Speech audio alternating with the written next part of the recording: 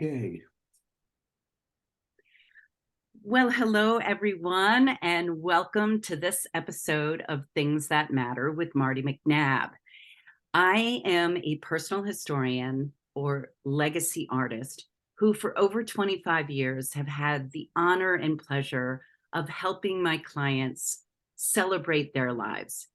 Mainly, how I do this is I work with them on their photo, document, and memorabilia archives, everything they've saved and or inherited in their lives that sadly gets stuck in a box. And it can be a digital box or a physical box. But the point is that all of these photos and things have stories, have memories attached to them. So as if you've been listening, you do understand that I don't think that things matter. It's just the stories that get attached to these things that matter. And so for over a decade, I've hosted events, both in person and virtual, called Show and Tales, where I invite people to bring a photo or an object and share its story.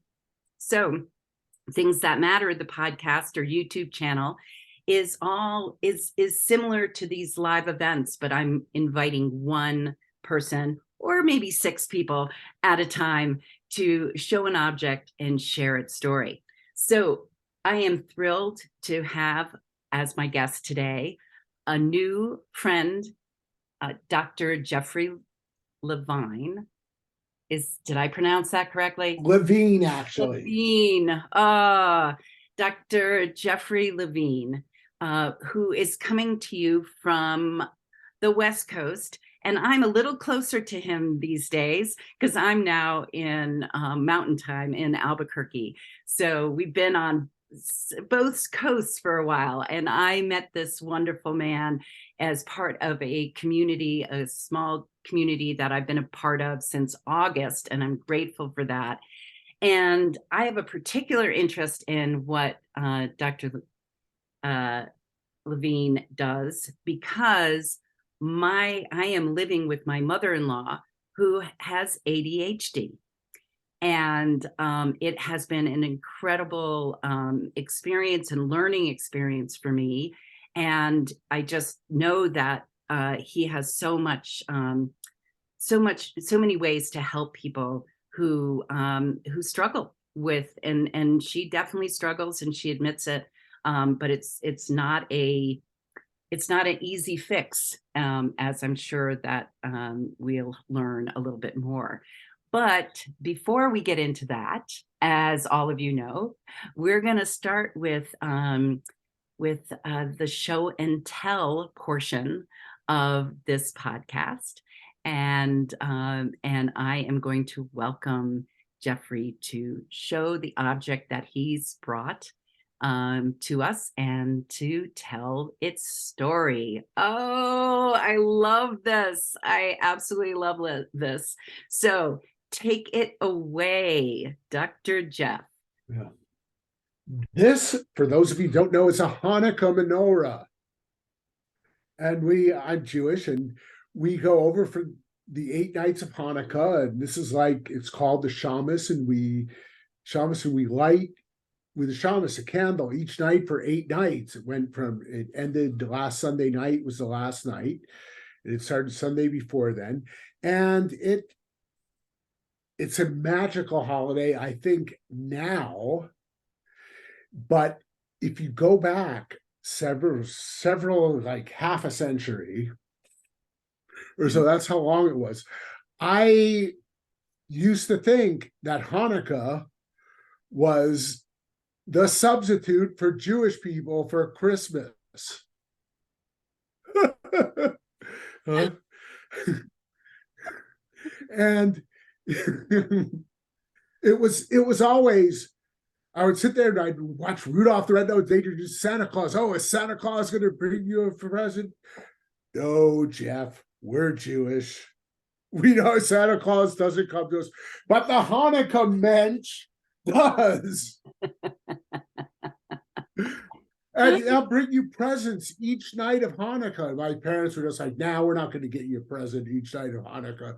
Here's for the first one." And my parents, they got me cool presents and stuff for it, but it still always felt like it was second.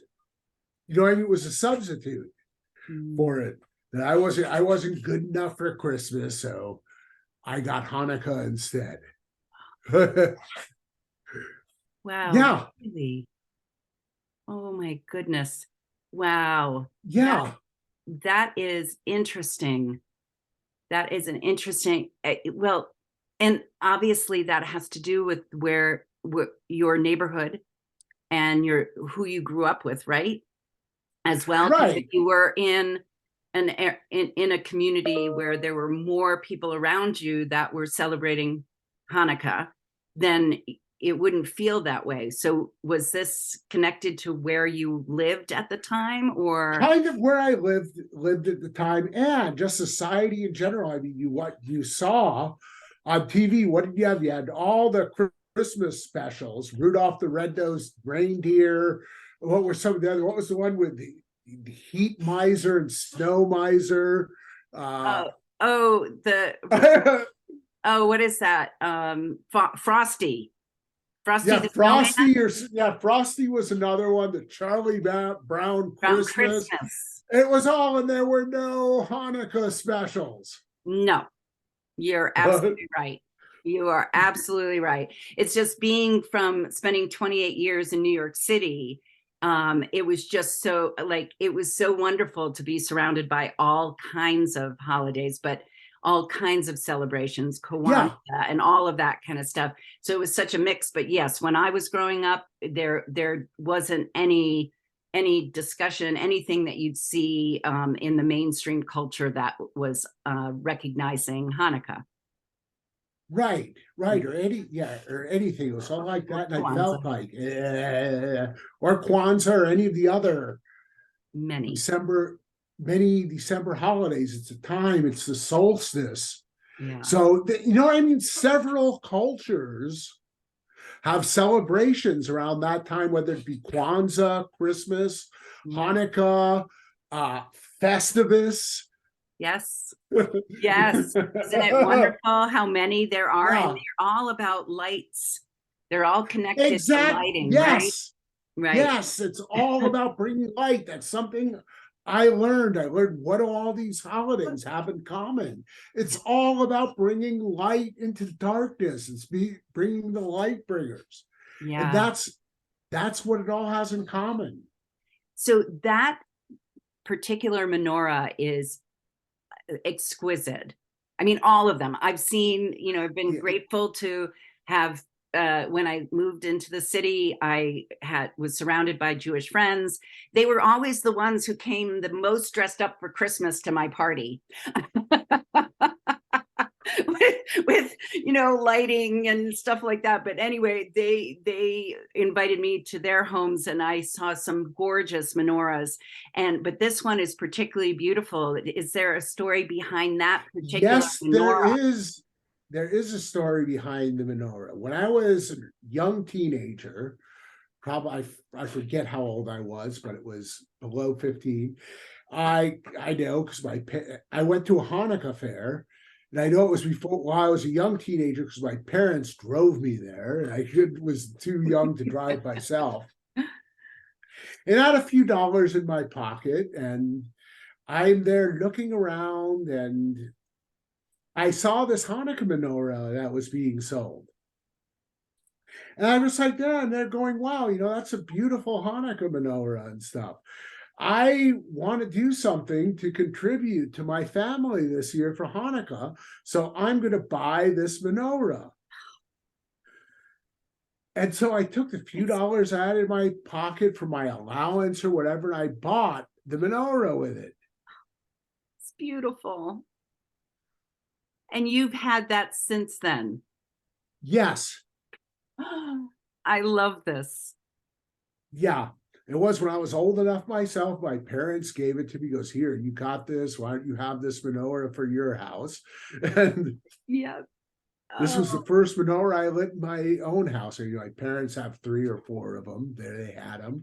yeah. And I love it. I absolutely love it. It's one of the things I was just talking to my mother-in-law, who has, uh, ornaments from, years and years and years ago. And I'm going to record some stories of those ornaments. Is that one of the things that is a tradition, was a tradition in my family, is my father would give me a Christmas ornament. So it's like a similar thing, like you need to take this to your house and your own home and create your own ritual with it, you know? So that, yes, and I imagine you and your wife have a few more, or maybe she brought her own menorah with her as well. yes, we have about 5 of them. Yeah. And one of them, the one I used this year for Hanukkah, was for the first time, it was an oil menorah.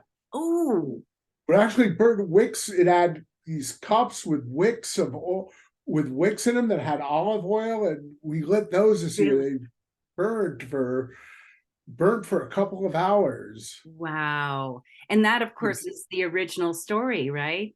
Of Hanukkah. Exactly, Yeah. yes. Oh, I love that. So beautiful. So, so Yeah. beautiful.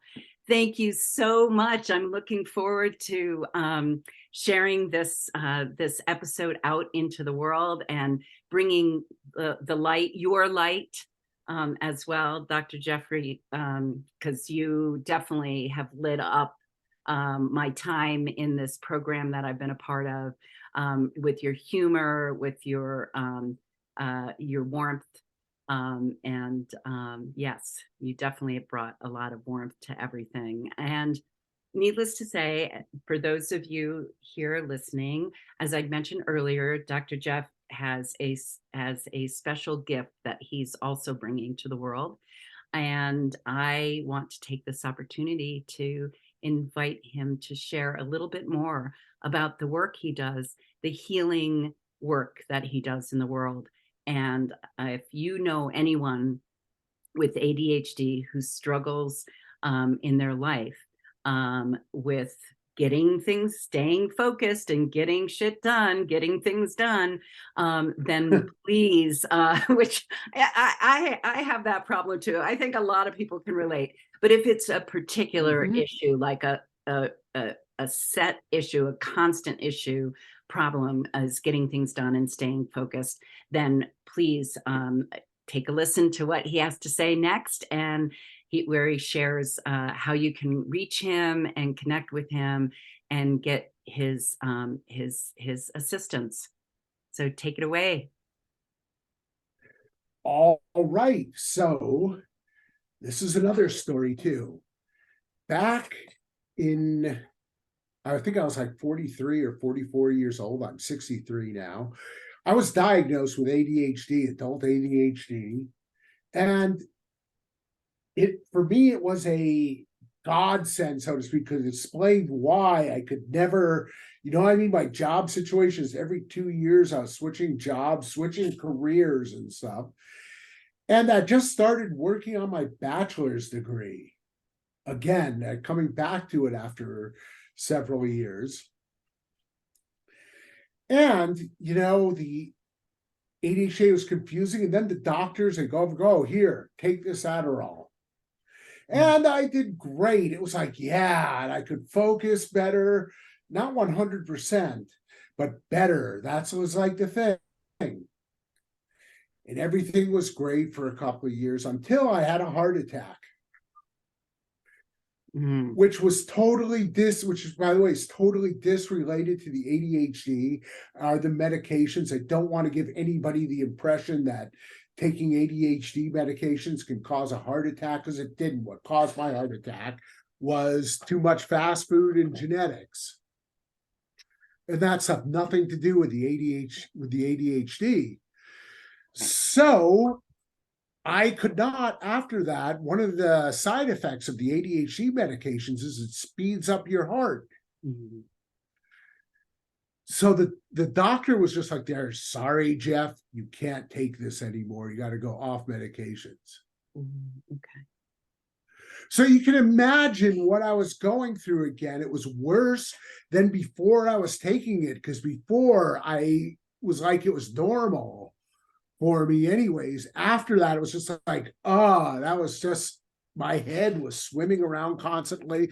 I couldn't concentrate. I had to do something. I was working on a degree. I had to make a living, all and all that stuff. So what do I do? How do I do this? So I started researching it, and I came up with these techniques that I use to deal with the lack of focus in my life and not affecting it. Now, one thing mentioned on fixing ADHD is it's actually a condition that's not fixable. Mm-hmm. It's brain chemistry. Wow. Yeah. Basically, and you know what I mean? Changing brain chemistry, that's not something, and that's not something I have control of over myself. Mm-hmm. So I asked, what can I do to control myself? So I researched these systems, and I use them to work to get to like hold a job and get my PhD. Wow. During that. And I got my PhD in 2019. Yay. And the subject of my doctoral work happened to be on working from home. Mm. Oh, wow. And what happened right after that? Where everybody got thrown home. Yeah. Yeah. Yep. So my work became very relevant. And while I was doing that, I noticed, hey, you know something? The things you need to be successful working at home are very similar, very transferable to people with ADHD to focus. Cool. Yeah. So I, like as part of this program Marty was mentioning that I'm in, I thought up, hey, doctor, get in focus. I love it. Yep. And what we do in Dr. Get in Focus is first off, we deal with mindset. We have a certain thing with ADHD. I know with me, it's like as a kid before diagnosed, I would forget something. And my mom would say, you're so forgetful. Why don't you concentrate better? And I'd be like, okay, good. That's one thing I'm taking on now. Not I can't concentrate. I can concentrate better. Or there's a Yiddish word called a schlemiel. Yes. Which is like a stupid klutzy kind of person. And I would have people go, you're such a schlemiel. And I took that on. And other stuff, and that all builds up to my image. Yep. Now, a schlemiel cannot get in focus and skyrocket their productivity. Right. So, in order for me to be successful, I had to give that up. I had to say no, boom, and notice where I came up. I'm not a schlemiel. I have a pathology where my brain chemistry is different. Correct. Yes. So mindset is huge. And yes. And changing the narrative. Changing the narrative, changing the mindset. Yeah. Yeah. Huge. Do that.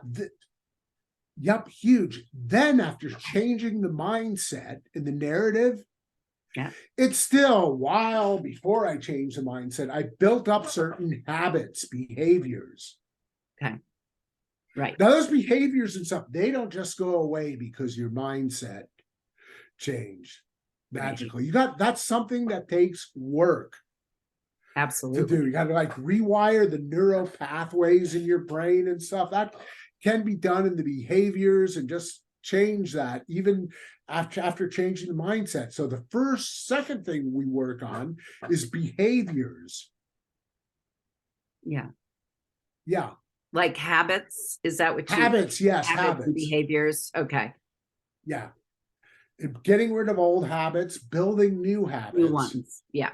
Yeah. Yeah. And that's a task in itself. Because I mean, if it was easy to give up a habit, there wouldn't be a multi-million-dollar industry to help people break Right. habits.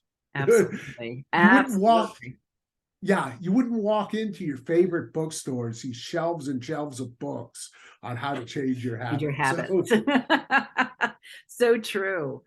So true. yes, So you work on mindset and habits, changing habits yes, and narratives and what other work accountability. accountability. You're like, yes, Yeah, that's critical to all that of is critical because you're working against these patterns that you've developed when you were under a different mindset, but they're still there. You getting over those yourself is pretty difficult. It's not impossible, but it's difficult. sure. And it's accountability. Hey, did you do what you say you were going to do today? No, I missed calling my mother, right? Okay, good. And there's no judgment involved in this.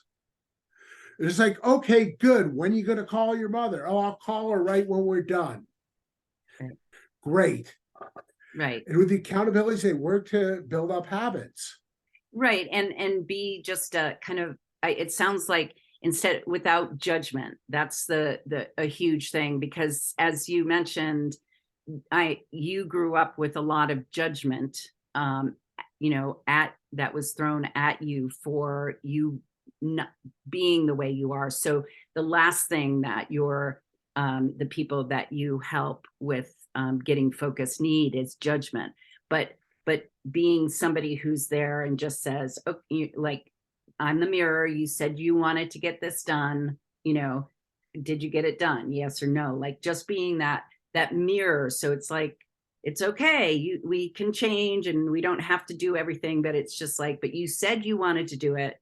So, and then what might have interfered with it, all of that kind of stuff, getting the stuff done, right? Right. Right. Wonderful. What happened? No judgment. Because part of that too is forgiveness. Because these Wow, people who so important.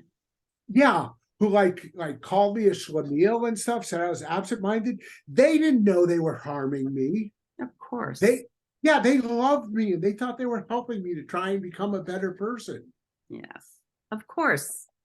Yeah. Yeah. So but then you're providing that for your clients is Mhm.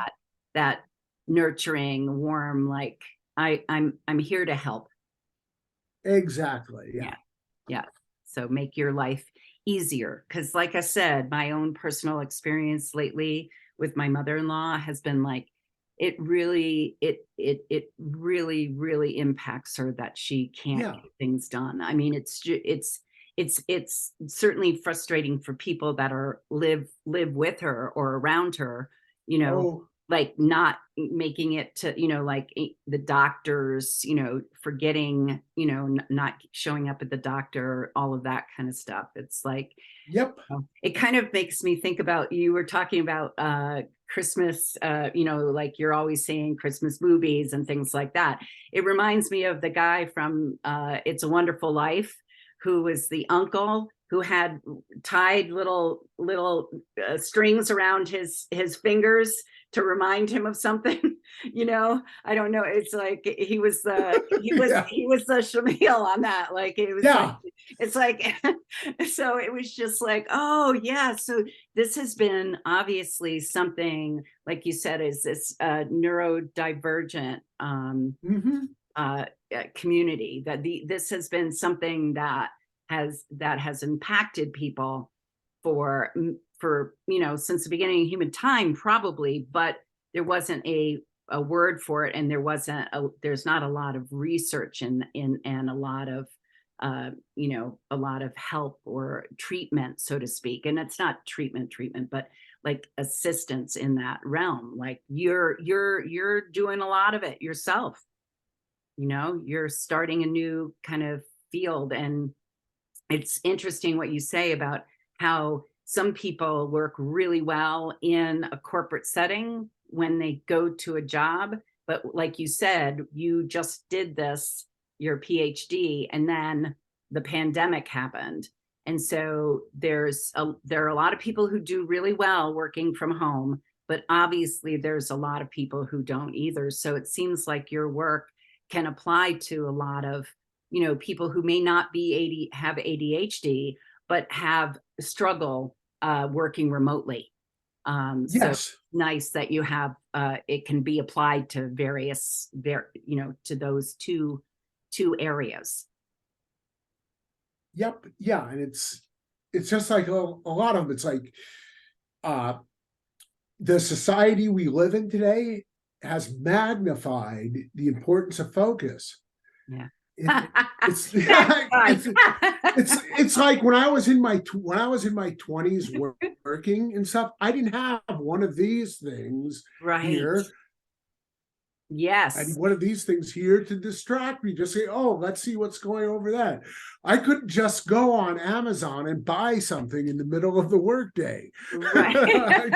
Oh, No, it's made it, yes, and it's made it harder and harder to not be distracted, for sure, with all these gadgets and with all the information. It really is. So it's an amazing an amazing service that you're providing, Dr. Jeff. And I love Dr. Get in Focus. I think that's wonderful with with your spectacles, as you see. yes.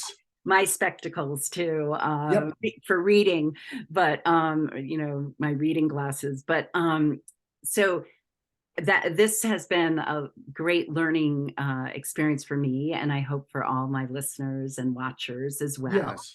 And what I'd love to do now is invite you to tell people who are listening now how they can find you and stay in contact with you and connect with you. Okay. Here's first plug. I'm having an event January 11th, I think it is. And you guys do it. It's on my web. I have a website set up for it. And I don't know if there's a way to put it in the website, but it's getinfocusworkshop.drgetinfocus.com. I'll add that to the show notes. Yes. Okay. And then I also have my blog is drgetinfocus.com. Wonderful. And you can reach me by email at drjeff@drgetinfocus.com. Fantastic. Wonderful. Wonderful. Thank you so much, Dr. Jeff, for sharing all of that with my listeners and my watchers, because this is both YouTube and a podcast. And so, as many of you know, as I open the show with, I host monthly virtual show and tales. And you can find that at showandtales.com under the events tab. So I do them I have 24 different themes. And so if one theme doesn't inspire you, check out others. If you would like to be a story sharer at a particular theme, reach out to me at info@showandtales, and that's TALES.com, and say that you're interested in being a story sharer.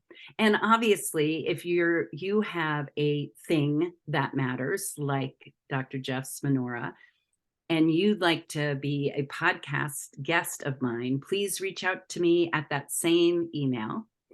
If you are looking for a unique way to build connection, community, and legacy with your family, friends, university, alumni association, volunteers, or donors, I am available to be hired to host a story sharing gathering specifically for your community.